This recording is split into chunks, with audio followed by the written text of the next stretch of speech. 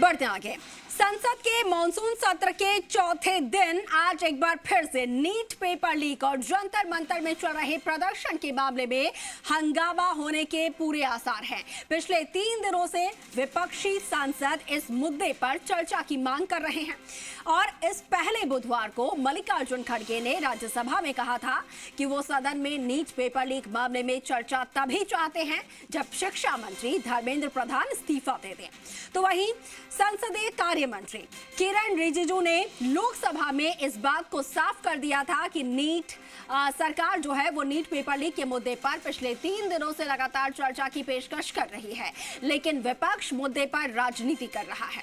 विपक्षी पार्टियां 20 जुलाई के संसद मार्च के दौरान छात्रों पर पुलिस कार्रवाई, पेपर लीक का विरोध कर रही है और इसी मुद्दे पर राहुल गांधी समेत दूसरे दलों से जुड़े हुए विपक्षी सांसद काले कपड़े पहनकर संसद पहुंचे थे।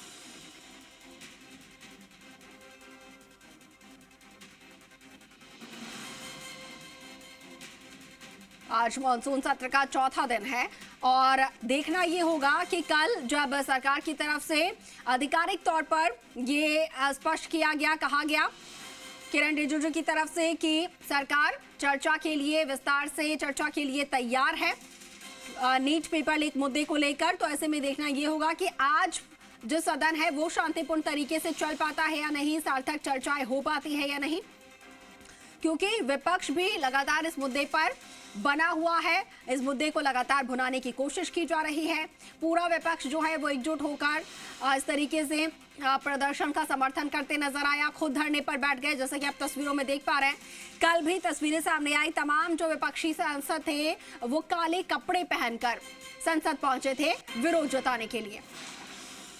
उससे पहले राहुल गांधी और सपा के द्वारा प्रधानमंत्री आवास का घेराव किया गया था, उसके बाद इन सबको डिटेन किया गया था। उस वक्त की तस्वीरें आपको दिखा रहे हैं। 21 जुलाई की ये तस्वीरें हैं। एक तस्वीर में मल्लिकार्जुन खड़गे, राहुल गांधी और धरने पर बैठे हुए प्रियंका गांधी वाड्रा, तमाम जो विपक्षी दल के नेता। और इससे पहले राहुल गांधी ने दिल्ली के इंदिरा भवन में छात्रों के खिलाफ लाठीचार्ज पर करीब 40 मिनट प्रेस कॉन्फ्रेंस की थी।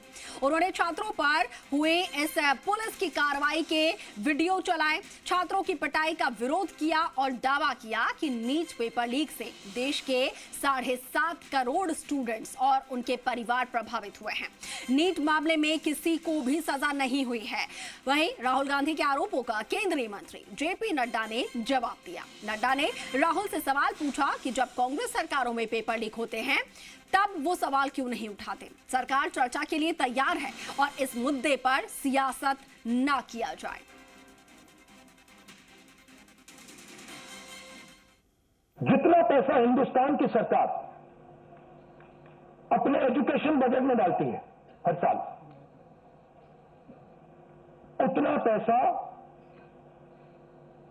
एक नीट एग्जाम के लिए उतना पैसा देते हैं। आप सोचिए, सरकार पूरे देश से टैक्स लेती है और फिर कहती है देखिए ये जो पूरा टैक्स हमने लिया है आपसे, इससे हम 1.4 लाख करोड़ रुपए शिक्षा में डालेंगे। नेता श्रीमान राहुल गांधी जी ने एक प्रस्तुतिकरण दिया और उस प्रस्तुतिकरण में उन्होंने लगभग 150 पेपर लीक के बारे में उन्होंने चर्चा की। ये जांच का विषय है और सरकार एक जिम्मेवार सरकार है, इसलिए निश्चित रूप से हर एक बात का जवाब जांच के साथ साथ जनता के सामने, देश के सामने दूध का दूध और पानी का पानी रखेगी।